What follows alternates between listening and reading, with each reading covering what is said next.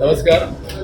आज संध्याकाळी मालवण निवडणुकीच्या प्रचाराच्या नियोजनाच्या निमित्ताने जिल्हाध्यक्षाने आता मी आज मालवणच्या या आमच्या प्रचार कार्यालयामध्ये उपस्थित होतो आणि त्यावेळी एक आमदार महोदयांनी केलेलं फेसबुक लाईव्ह बघितलं आणि त्या फेसबुक लाईव्हमध्ये आमदारांनी आमचे ज्येष्ठ कार्यकर्ते विजय केनवडेकर यांनी त्यांच्या घरी भेट दिली आणि त्यांच्या घरामध्ये काही कॅश सापडली तर त्या सगळ्या कॅशचा संबंध त्याने भारतीय जनता पार्टीशी जोडला आहे.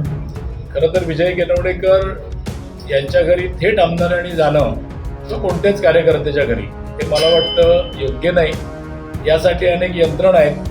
काही शंका असल्यास तर ते यंत्रणाच्या माध्यमातून ते केलं पाहिजे. विजय केनवडेकर आमच्या संघाचे स्वयंसेवक आहेत आणि गेली अनेक वर्ष भारतीय जनता पार्टीमध्ये कार्यरत आहेत. भारतीय जनता पार्टीची कार्यप्रणाली त्यांना पूर्ण माहीत आहे आणि त्या व्यक्तीकडून अशा काही पैशांसंदर्भातला विषय होण्याचा मुळात प्रश्न नाही. तरीसुद्धा त्यांना तिथे यंत्रणेने विचारल्यानंतर त्यांनी काही त्याची उत्तरं दिली आणि ते म्हणाले माझ्या व्यवसायातले हे पैसे होते आणि त्यामुळे तो विषय कार्यनिर्वाही यंत्रणा ज्या आहेत, पोलीस असेल, निवडणूक आयोग असेल, हे सगळं बघेल.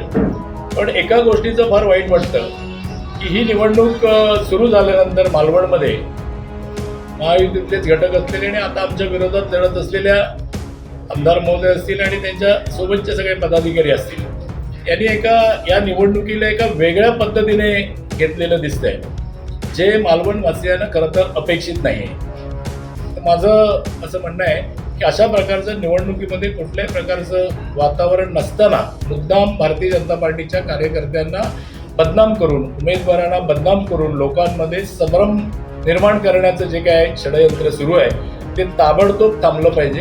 उलट आज या घटनेने किंवा काल त्या जात प्रमाणपत्राच्या घटनेने भारतीय जनता पार्टीच्या कार्यकर्त्यांमध्ये उत्साह संचारलेला आहे. तो अधिक ताकदीने ही निवडणूक लढेल आणि आता मालवणवासी सगळी जनता जी आहे त्यांनाही कळून चुकलेलं आहे की हा रडीचा डाव आहे आणि त्यामुळे मालवणातील जनता विकासाला प्राधान्य दिलेल्या भारतीय जनता पार्टीच्या पाठीशी या निवडणुकीमध्ये राहील. आमचे नगराध्यक्ष आणि 20 उमेदवार आता मोठ्या मताधिक्याने निवडून येतील.